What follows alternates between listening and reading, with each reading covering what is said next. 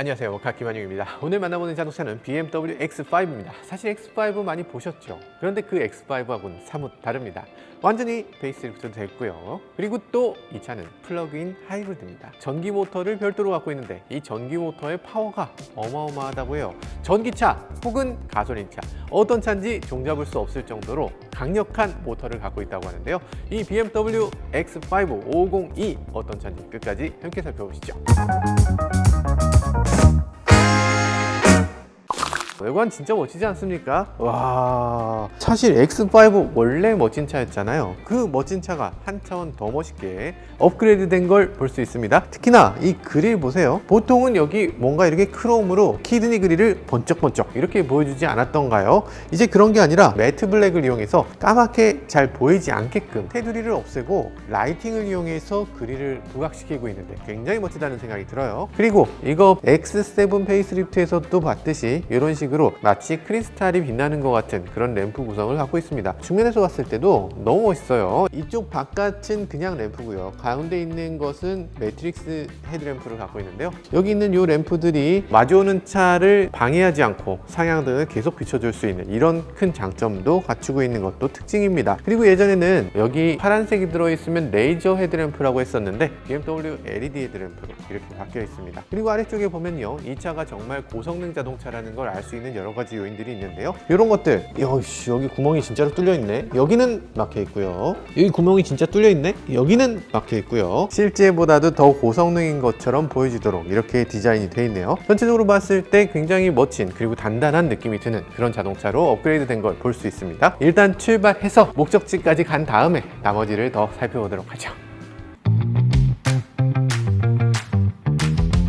자, 출발해 보도록 하겠습니다. 오늘 우리가 시승한 차 BMW X5 502. 2는 도대체 무슨 소리냐? 당연히 전기 일렉트릭의 2죠. 그러면 이 차는 전기차냐? 절반은 맞는 말이고 절반은 틀린 말일 수 있을 것 같아요. 이 차는 전기 모드를 지원하는 하이브리드이기 때문이죠. 플러그인 하이브리드인데 플러그인 배터리가 지나치리만치 큽니다. 무려 30kWh 배터리를 갖고 있어요. 30kWh면 어느 정도야? 미니 EV가 30kWh입니다. 내 EV가 35kWh. 그러니까 그냥 전기차의 배터리를 그대로 이 차에 실어 놓은 거죠. 자, 그러면 그걸로 얼마나 주행 가능한가? 지금 저희 배터리가 한 절반 정도 소진돼 있는데 주행 가는 거리 64km입니다. 가득 차면은 100km도 가겠네. 실제로 100km 넘게 갑니다. 보통의 하이브리드라면 전기 모터는 그저 도와줄 뿐 이런 생각이잖아요. 근데 이 자동차의 전기 모터는 그냥 도와주는 수준을 넘어서고 있네요. 차 너무 좋은데. 차 너무 좋다고? 이거는 어머, 이건 사야 해? 전기차도 아니고 가솔린도 아니고 이게 진짜 하이브리드.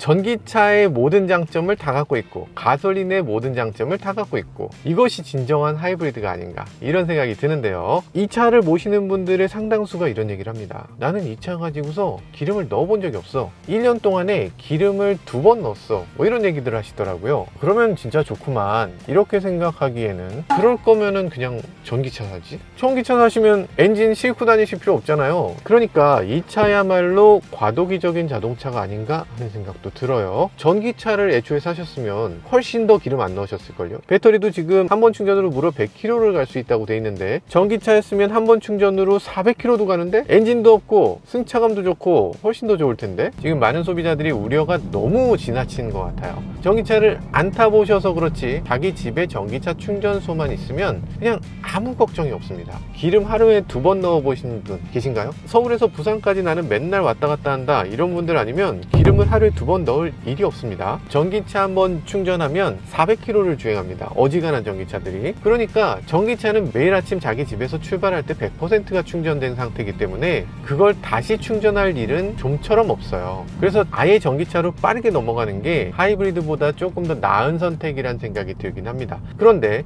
문제는 제조사들이 이런 전기차를 만드는 걸 계속 주저하고 계속 뒤로 미루면서 결국에는 이 플러그인 하이브리드가 지금까지는 친환경을 위한 가장 좋은 대안이 되고 있다는 생각이 듭니다.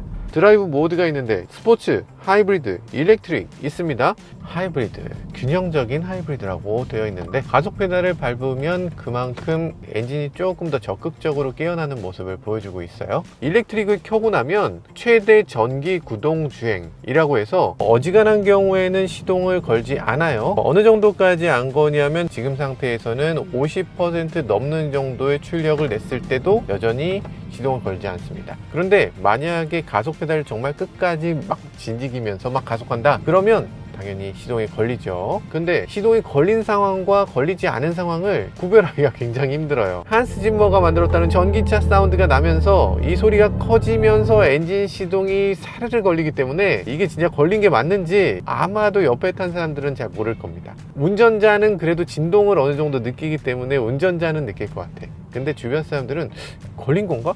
라고 아마 생각할 것 같아요. 전기 모터가 어떤 식으로 사용되고 있다를 보여주는 여러 가지 계기들이 있죠. 현대 같으면 엔진, 휠에서 전기가 오는 애니메이션을 보여주는 경우가 있습니다. 굉장히 직관적이긴 한데 너무나 원초적이라는 느낌이 들어요. 일단 멋있진 않잖아요. 그런데 이렇게 멋지게 보여주는 모습을 보여주네요. 그리고 또 이렇게 앞에서, 뒤에서, 옆에서 이런 것들을 보여주고 있네요. 브레이크 등이 들어온다, 깜빡이 들어온다, 이런 식으로 굉장히 잘 만들었고 예쁘게 보입니다. 그러니까 그냥 바퀴의 색깔을 파란색으로만 보여줘도 되는 거 아니야? 그럼 전기 모터로 가는 거 당연히 알지 라는 식으로 만들어져 있습니다. 멋이라는 걸 제대로 이해하고 있는 것 같아요. 어휴, 길이 이렇게 막혀요. BMW를 사나 고성능 스포츠카를 사나 결국에는 차를 타야 되는 건 코리아죠. 독일에서 아우토반을 달리는 차를 갖고 와봐야 결국에 타는 곳은 강북 강변로예요. 그러니까 그렇게 잘 달리는 차가 과연 필요한가? 라는 생각이 들 수밖에 없죠. 그러면 이 차는 잘 달리게만 만들어져 있나? 그렇지 않습니다. 이 차는 편안하게 달리게도 만들어져 있죠. 자, 어댑티브 크루즈를 작동시켜서 속도를 이렇게 맞춰보면요. 아, 역시 전기 모터의 힘. 진동 없습니다. 엔진 소리 없어요. 그냥 부드럽게. 앞차랑 가속 감속할 때 엔진이 작동되면 어떤 느낌이에요?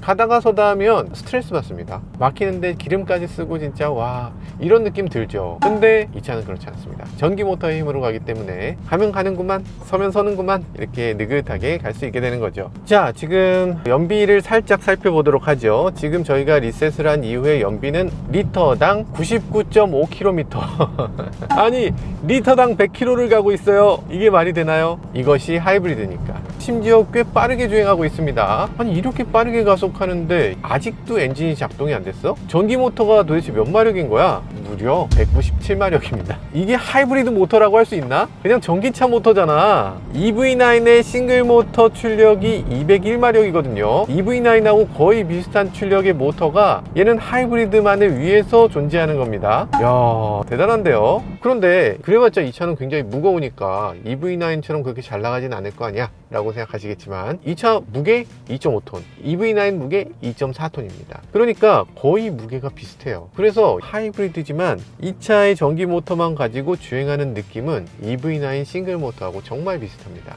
가솔린 엔진은 지금 313마력을 내고요. 전기 모터와 가솔린 모터를 합치면 489마력을 내고 있어요. 아니, 이 정도의 출력이라면 스포츠카네. 그러니까 이 차는 엔진도 그만큼 강력하다는 거죠. 그 강력한 엔진에 전기 모터를 더해서 더욱더 강력하게 만드는데 전기 모터를 활용한 겁니다. 아무리 강력한 엔진도 전기 모터만큼 강력하게 만들 수는 없습니다. 지금 부가티 베이론, 부가티 시론, 이런 정말 엄청난 슈퍼 스포츠카보다 테슬라가 더 빠른 거, 이게 현실이잖아요. 그러다 보니까 최고의 스포츠카, 최고의 고성능 자동차들은 이 엔진 위에 전기 모터를 붙여야만 더 우수한 성능을 낼 수 있게 되는 거죠. 자, 그런 면에서 이 차는 스포츠 모드를 켰을 때 제대로 성능을 보여줄 수 있을 겁니다. 이렇게 말이죠. 지금 패들 시프터는 진짜 패들 시프터입니다. 요즘 들어서 많은 자동차들이 패들 시프터의 형태를 하고서 회생제동을 어떤 식으로 할지를 보여주는 그런 모습을 보여주죠. 회생제동을 하는데 패들이 대체 왜 필요하죠? 이 패들 시프터는 시프터로 사용돼야죠. 스포티하게 달리기 위해서 이 뒤에 있는 거지, 이걸 회생제동을 몇 단계로 하는 걸 굳이 이렇게 패들로 할 이유가 뭐가 있을까요? 자, 그런 면에서 지금 패들 시프터 멋지게 정말 그 역할에 부합되도록 잘 만들어진 그런 패들 시프터라는 생각이 드네요. 그래요. 와, 그렇지. 모름지기 이렇게 달려줘야죠. 아니, 이 차는 SUV의 형태를 갖고 있지만 실제로는 SUV란 느낌이 그다지 들지 않습니다. 일단 시야는 굉장히 넓어서 멀리까지 내다볼 수 있다는 면에서 확실히 SUV 맞아요. 그런데 정말 달리는 느낌이나 가속력이나 핸들링 특성을 봤을 때는 이걸 SUV라고 해도 되나 이런 생각이 드네요. 가솔린 엔진도 허투루 만들지 않았네요. 6기통 엔진인데도 배기 사운드가 굉장히 중후하고 쫙 가라앉아 있는 그런 BMW 특유의 엔진 사운드를 내주고 있어요. 보통 메르세데스도 엔진 사운드가 좋다고는 하는데 AMG 같은 경우는 거친 사운드를 내는 걸 매력 포인트로 삼고 있죠. 부릉부릉 이런 느낌의 사운드라면 BMW는 약간 부 하고 깔리는 그런 사운드를 내고 있는데 둘 다 나름대로 매력적으로 느껴지기도 하네요. 사실 많은 자동차들이 에어 서스펜션을 갖추고 있지 않죠. 특히 국산차는 단 한 대밖에 없습니다. 제네시스 G90. 이 차는 에어 서스펜션을 갖고 있기 때문에 또 다른 매력을 갖고 있는데요. 높이를 봤을 때 어느 정도 SUV다 라는 느낌이 들긴 하는데 이것보다 조금 더 SUV 같은 느낌 주고 싶을 때 있잖아요. 그럴 때 이런 식으로 버튼 당기면 어지간한 차들은 내려다보는 그런 느낌이 들죠. 속도에 따라서 차이가 있는데 지금 이건 오프로드 모드예요. 속도를 어느 정도 이상 내면 이 오프로드 모드에서 자동으로 차체가 낮아지게 됩니다. 안전을 위해서 낮춰주는 거죠. 사실 이 차의 아름다움은 주간에 있는 게 아니죠. 이 차의 진정한 아름다움은 야간에 있습니다. 그렇기 때문에 잠시 후에 이 차의 밤 시승 이어서 해보도록 하겠습니다.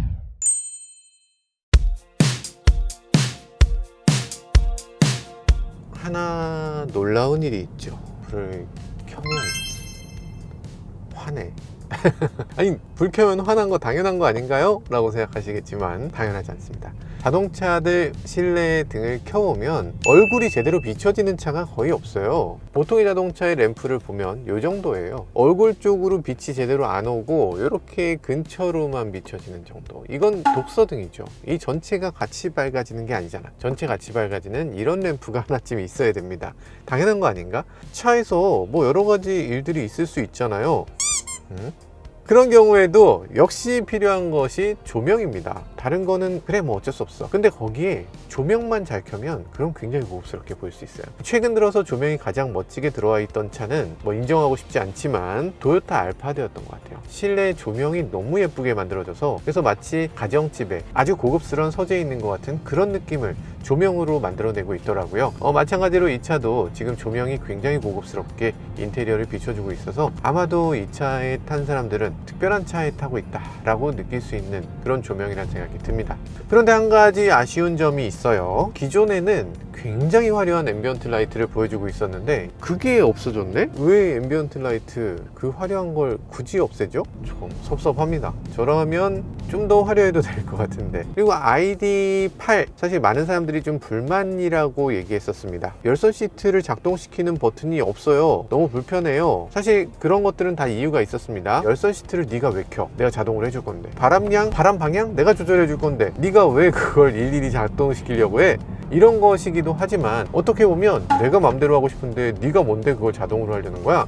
이러면서 조금 불편한 면이 있었죠. 기존 ID8 같은 경우는 어느 정도 온도 차이면 열선을 켜라, 통풍을 켜라, 이걸 미리 세팅해 놓으면 그게 그대로 이루어지는 거였어요. 그래서 굳이 작동을 열심히 조작할 필요가 없었는데 이제는 조작할 필요가 있죠. 이 디지털 디스플레이 안에 그 모든 것들을 집어넣도록 만들어져 있습니다. 이렇게 누르면 열선, 통풍 이런 식으로 버튼을 눌러서 바로 작동시킬 수 있도록 했고요. 그럼 온도 조절을 위한 버튼들은 다 어디로 숨었냐? 이 자리에 항상 있게 됐습니다. 그래서 이 버튼을 누르면 항상 여기에 여전히 오토로 작동되지만 그게 버튼을 이용해서도 작동하기 쉽도록 이렇게 구성을 한 거죠. 그리고 여러 가지 다른 인터페이스를 할 게 아니라 기존에 있었던 그 버튼 이미지 그대로 올려서 그 버튼을 작동시키는 것처럼 느끼게, 흔히 우리가 룩앤필이라고 얘기하는데 그런 룩앤필을 그대로 유지하도록 만들어 놓고 있습니다. 앞좌석에서 뒷좌석을 설정할 수 있는 것도 X5의 특징이죠. 이 차는 패밀리들이 타는 차다 보니까 뒷좌석에 있는 어린이들을 위해서 시트의 온도라든지 바람의 양이라든지 이런 것들을 바꿔놓을 수 있어요. 매우 세게,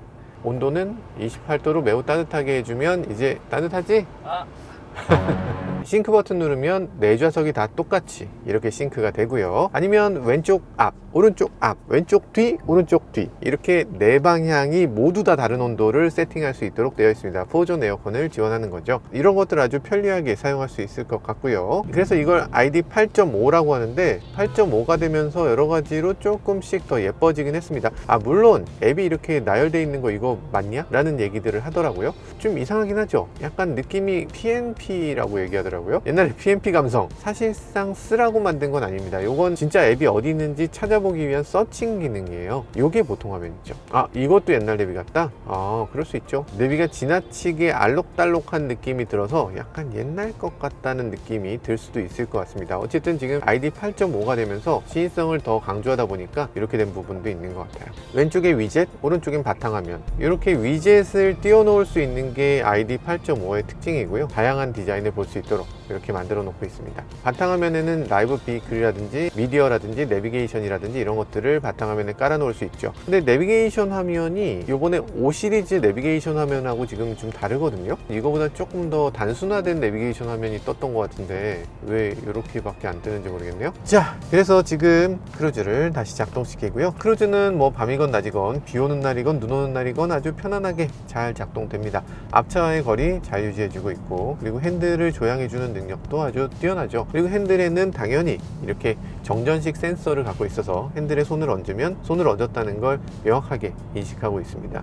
당연히 손을 잡은 걸 인식해야지. 내가 잡고 있는데 잡으세요 잡으세요 이러면서 막 경고를 막 삐삐삐 한다는 게 말이나 되는 일입니까? 그게 오히려 이상한 일이죠. 이 정도는 당연히 돼야 된다. 자, 지금 EV 모드가 아닌 하이브리드 모드로 주행하는 동안에 연비를 보면요, 지금 36.4km/L. 야, 이 정도 자동차를 36.4라는 연비로 주행을 하고 있습니다. 이게 말이나 되는 건가? 그런데 이 차는 전기차 같은 자동차라고 했잖아요. 그러면 그 전기로 얼마나 주행하는데 이것도 보여줘야 되잖아요.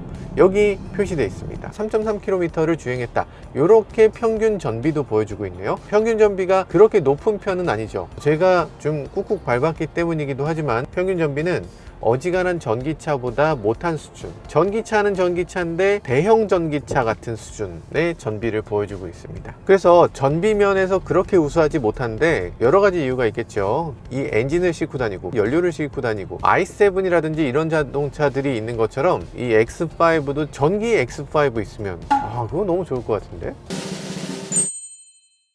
이씨 멋지잖아요, 그죠? 일단 외관에서도 만족스럽습니다. 이거 혹시 아세요? 라이팅 카펫이라고 얘기해요. 내 차로 다가올 때 이렇게 빛을 비춰주는 거죠. 그리고 뒤쪽도 상당합니다. 이렇게 라이팅 켜지는 거 보세요. 깜빡이는 이런 식으로. 깜빡이가 재밌죠. 뭔가 특이한데 뭐가 특이한지 잘 모르겠다는 느낌 들지 않으세요? 보통의 자동차들은 LED 깜빡이가 팟 켜지죠. 그렇게 되면 눈이 부셔요. 그러니까 상대방이 눈이 부시지 않도록 켜질 때는 천천히 켜지고 꺼질 때는 한 번에 탁 꺼지는 겁니다. LED 램프가 당연히 장점이지만 그런 것들이 눈이 부시는 단점이 있기 때문에 눈 부시지 않도록 남을 배려하는 그런 모습을 보여주고 있어요. 앞쪽도 비슷합니다. 켜질 때는 천천히, 꺼질 때는 빠르게. 전체적으로 다 예쁜데 휠도 지금 엄청나게 크잖아요. 21인치 휠을 이렇게 거대한 휠을 갖추고 있고요. 빨간색으로 캘리퍼, 이렇게 큼직한 캘리퍼를 자랑하고 있습니다. 전체적으로 굉장히 단단한 느낌, 굉장히 안정된 느낌, 스포티한 자동차라는 걸 보여주는 그런 외관을 갖추고 있죠. 블랙 하이글로시도 이런 식으로 아래쪽 테두리, 호프마이스터 킥이라고 얘기하는 이런 뒷부분, 그리고 위쪽에 있는 이런 블랙 하이글로시, 이런 것들이 이 흰색의 차체와 대비를 이루면서 굉장히 고급스러운 느낌을 주고 있죠. 그리고 지금 측면에 썬팅이 되어 있지 않은데 조금 더 검정색으로 측면을 썬팅하게 되면 이 부분이 전체가 검정색으로 보이면서 더 스포티하게 그렇게 보여질 것 같아요. 차체가 지금 조금 낮다고요. 차체가 낮아 보인다면 이렇게 하면 됩니다. 이렇게 누르시면 굉장히 높아지는 걸 볼 수 있죠. 차체가 너무 높다고 생각되신다면 이렇게 하시면 됩니다. 내리기 훨씬 편해지네. 이렇게 차체 높이를 높이거나 낮추거나 이런 것들 자유롭게 할 수 있고요. 낮추고 나면 휠이 빈틈이 이 정도밖에 나오지 않을 정도로 납작해집니다. 자, 그런 식으로 만들어져 있고요. 여기 보면 이렇게 충전구도 있습니다. 완속 충전 케이블을 꽂을 수 있는 걸 보여주고 있고요. 그리고 굉장히 궁금한 거 있었다. 엔진룸을 빨리 보고 싶네요. 뭐가 달려있는데 이렇게 퍼포먼스가 어마어마하고 전기 모터는 또 왜 이렇게 강력하고 대체 뭘까?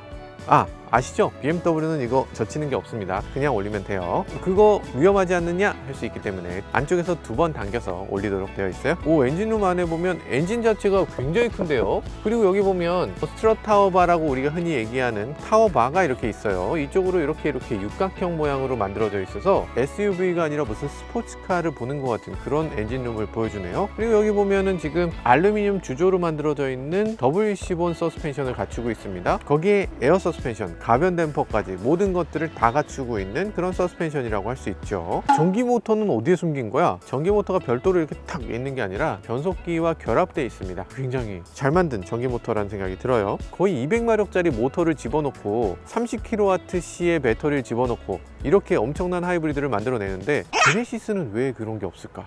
그런 아쉬움도 있네요. 자, 이런 차에서 가장 중요한 건 트렁크일지도 몰라요. 이만한 차를 사는 이유는 어디를 놀러 간다거나 패밀리가 어디 즐긴다거나 하다못해 유모차라든지 어린이 장난감이라든지 이런 것들이라도 싣기 위해서 이런 차를 선택할 텐데, 그렇기 때문에 가장 중요한 건 트렁크일지도 모릅니다. 트렁크가 열리는 높이는 굉장히 높은 높이까지 올라가는 걸 볼 수 있어요. 밑에 들어갈 수 있다는 점에서 좋은 점이라고 할 수 있는데, 이런 자동차들의 우려도 있죠. 산타페라든지 스타리아라든지 이런 자동차들은 뒤쪽에 벽이 있으면 트렁크를 열지 못하는 상황이 꽤 생깁니다. 근데 이 차는 그렇지 않죠. 트렁크 리드가 짧아요. 트렁크가 꽤 높이 올라가고 잘 만들어졌는데도 불구하고 이렇게 짧은 이유, 이렇게 열면 됩니다.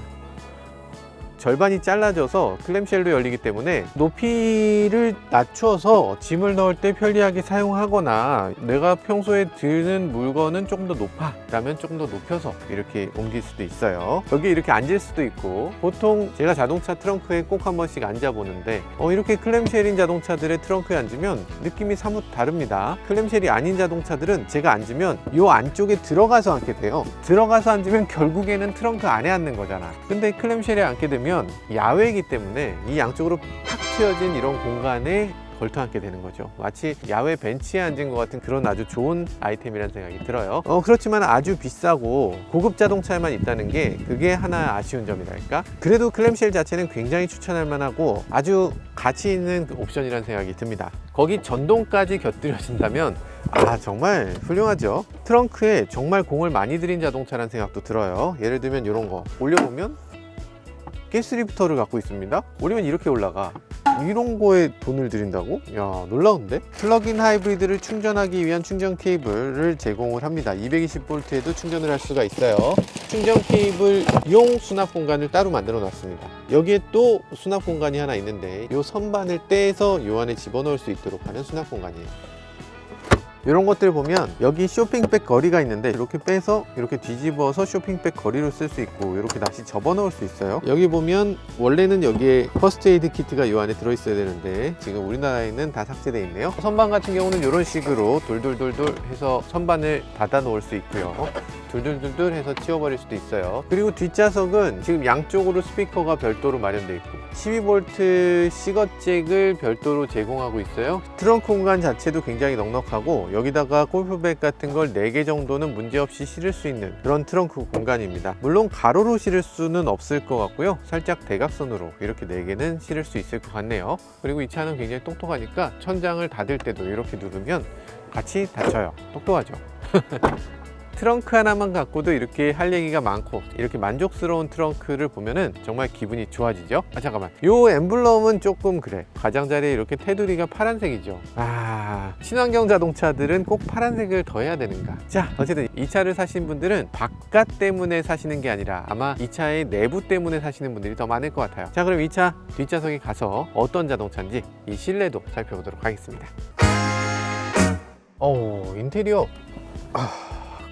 굉장히 고급스러운 인테리어를 보여줍니다. 물론 저희가 조명을 쳤기 때문이고, 조명 없으면 이런 느낌. 그래도 꽤 괜찮은 실내를 보여주는데요. 자, 그래서 지금 보면 대단한 인테리어를 보여줘요. 여기저기 이렇게 앰비언트 라이트가 있기도 하고, 그리고 그릴 같은 것도 꽤 고급스럽기도 하고, 스피커도 제대로 자리 잡고 있네요. 자, 그리고 뒷좌석의 독립 온도 조절, 왼쪽 오른쪽 다르게 온도 조절을 할 수 있고요. 근데 그런 장점이 있는 반면에 여기 열선, 여기도 열선, 통풍 시트가 없네요. 그리고 핸드폰 무선 충전 이런 거는 없습니다.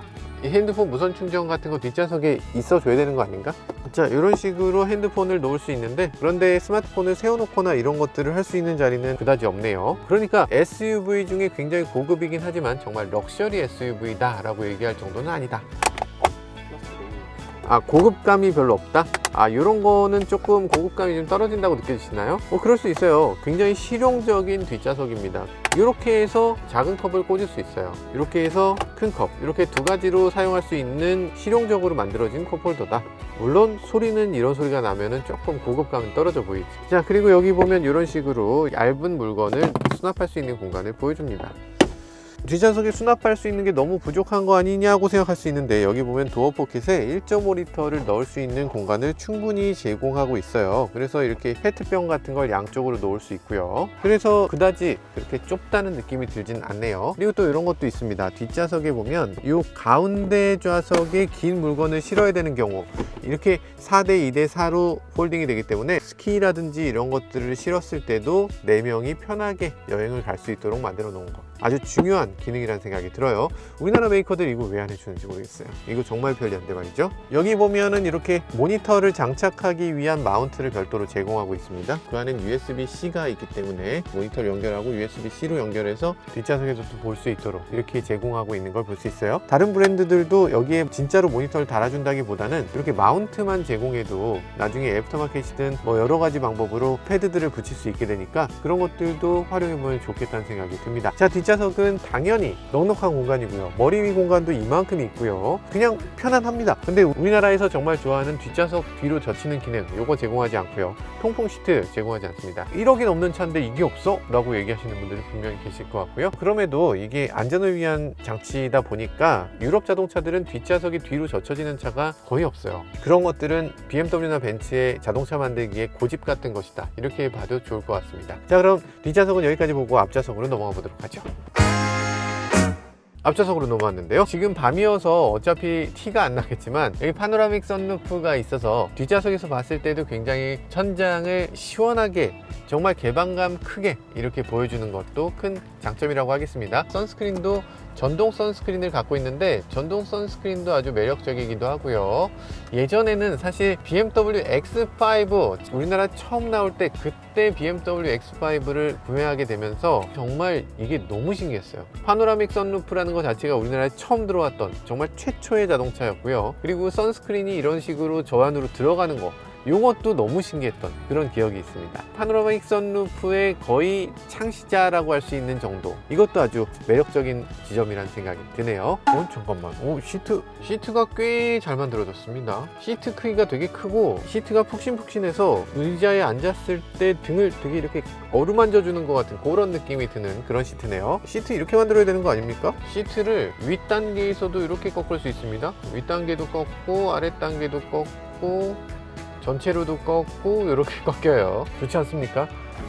이 발판도 허벅지 길이를 맞춰줄 수도 있습니다. 허벅지 받쳐줘야죠. 이거 안 받쳐주면은 허리 아프다니까. 그리고 이렇게 앞뒤 높이 조절 따로 돼야죠. 그리고 요거 요추 받침대 따로 있어야죠. 헤드레스트도 전동이에요.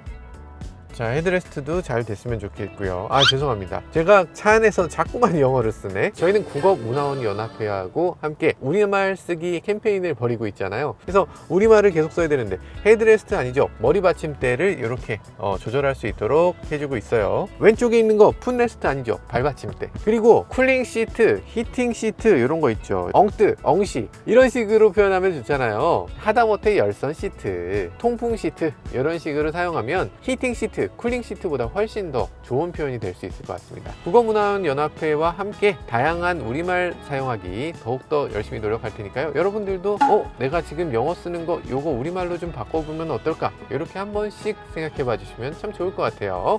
제가 이렇게 잘못된 영어를 제일 많이 쓰는 사람인데 제가 이런 말해서 좀 죄송하긴 하지만 앞으로 저부터 바꿔볼 테니까요. 여러분들도 노력 좀 해주면 좋을 것 같습니다. 앰비언트 라이트 X5라고 꼭 써있어요. 요거 이렇게 있고 X5, X5인 거 모를까봐 잘 모르겠어요. 꼭 이랬어야 되나 하는 생각이 들어요. BMW가 요즘 들어서 나르시시즘에 빠진 것처럼 자기 이름을 자꾸만 씁니다. 5 시리즈도 보면 5라고 써 있거든요. 그리고 7 시리즈도 B필러 가운데 거기 7이라고 써 있어요. 차마다 인테리어에다가 자기 이름을 쓰는 게 이게 맞나? 이름이 그만큼 중요하다는 거겠죠. 여기 보시면 이렇게 컵홀더가 마련되어 있는데요. 그냥 컵홀더 아니죠. 냉온 컵홀더예요. 파랗게 하면 시원한 컵홀더, 빨갛게 하면 따뜻한 컵홀더를 보여주고 있네요. 그리고 여기 무선 충전 패드가 있는데요. 이렇게 숨겨져야 되나 하는 생각이 들긴 합니다. 이렇게 쑥 들어간다는 게 조금 아쉽긴 하고요. 자, 그리고 이런 거 있죠. 요거 가리켜서 크로커다일 헤드라고 얘기하는데요. 악어머리 같은 느낌이 살짝 드는, 이렇게 닫으면 바람이 안 나오고요. 이렇게 하면 바람이 나오는 그런 구성을 갖고 있어요. 나름대로 재밌는 그런 구성이라는 생각이 들어요. 기능적으로 만들어진 건 맞는데 근데 멋있나? 라고 하면 글쎄 이게 멋있는 건가? 그런 생각이 드네요. 오디오 한번 들어볼까? 이런 거 됩니다.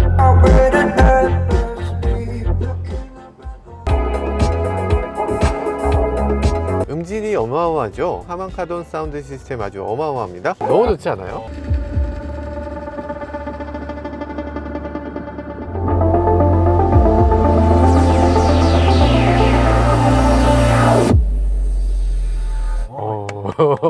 솔직하게 한 말씀 좀.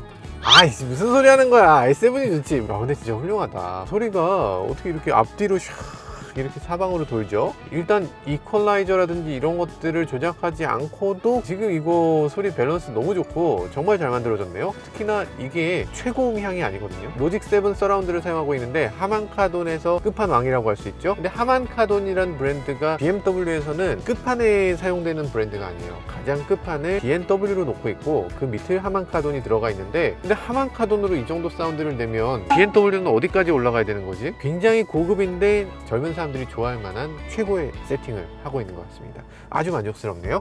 자, 이제 어느 정도 볼만치 봤죠? 이제 이 차 반납할 때가 된 것 같아요. 마지막으로 이 차 주행하는 모습 한번 즐겨보고, 그리고 와인딩 로드 이런 것들도 한번 주행해 보면서 반납하는 길에 마지막에 아쉬운 시승을 조금 더 이어가 보도록 하겠습니다. 자, 출발하시죠. 길 안내 KDB 생명타워. 출발합니다. 예. 아, 이건 일단 출발하고 봐요. 이걸 꼭 안 해도 일단 출발해 놓고 시작합니다. 똑똑하죠? 그리고 줌할 때 이렇게 다이얼 돌려서 줌할 수도 있어요. 여러분들의 자동차도 사실 있습니다. 현대기아차 타시는 분들 볼륨 조절 다이얼 있잖아요. 오른쪽에 보면 튠이 있어요. 튠을 돌리면 이렇게 똑같이 다이얼처럼 줌인 줌아웃이 됩니다. 당연히 다 알고 계시죠? 드라이브 모드를 스포츠로 한번 바꿔볼까요?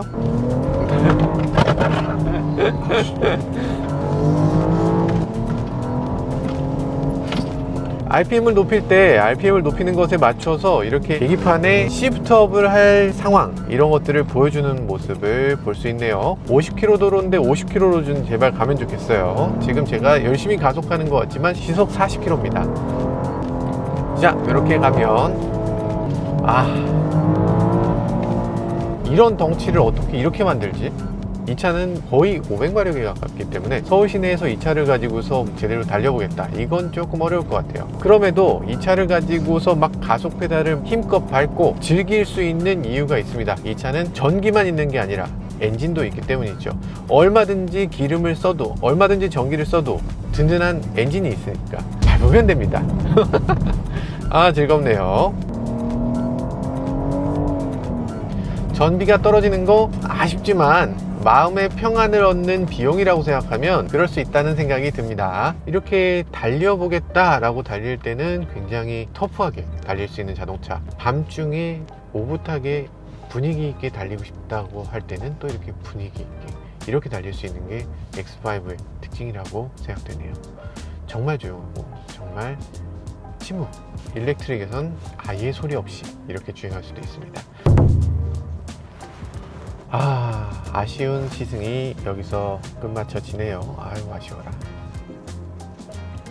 이럴 때 360도 뷰를 보여주시는 거 보세요. 굉장히 잘 만들어졌죠? 이렇게 주행하면서 X5를 지금까지 몰아본 느낌은 차가 정말 편하다는 것이었습니다. 승차감이면 승차감, 공간이면 공간, 주행 감각이면 주행 감각, 모든 것들이 다 만족스러운 수준에 올라있는 자동차였죠. 이 차의 파워트레인이 가장 인상적이었는데, 가솔린 자동차를 타는 사람들이 아쉬워하는 경제성, 정숙성, 게다가 전기차를 타는 사람들이 불안해하는 주행 거리, 그런 것들을 없애서 양쪽 모두를 만족시키는 자동차로 잘 만들어졌다는 생각이 들었습니다. 기존까지 X5에서 출력이 약간 부족하다고 느꼈다면 X5 플러그인 하이브리드를 타게 되면 아마도 그런 아쉬움은 확실히 사라질 수 있을 거란 생각이 들었습니다. 이렇게 나와요. 이렇게 360도를 보여주다가 박을 거 아니냐 싶을 때 이렇게 바뀝니다. 거리가 얼마나 떨어져 있는지를 정확하게 보여주죠. 편리하죠? 네, 이렇게 BMW X5를 시승해 봤는데요. 역시나 우리나라 최초의 럭셔리 SUV, 명실상부 1위를 자랑했던 그런 SUV가 다시 거듭났는데, 이렇게 타보니까 정말 만족감이 높은 자동차라는 생각이 들었습니다. 물론 모든 부분이 다 만족스러운 건 아니었겠지만 그 중에 몇 가지 부분, 굉장히 뛰어난 부분이 있기 때문에 그로 인해서 나머지 많은 부분의 아쉬움들이 싹 사라지는 그런 느낌도 있었습니다. 그러다 보니까 이 X5 프리미엄 SUV가 어때야 하는지를 명확하게 보여주는 자동차라는 생각도 해보게 됐습니다. 지금까지 저는 모카 김한용이었습니다. 감사합니다.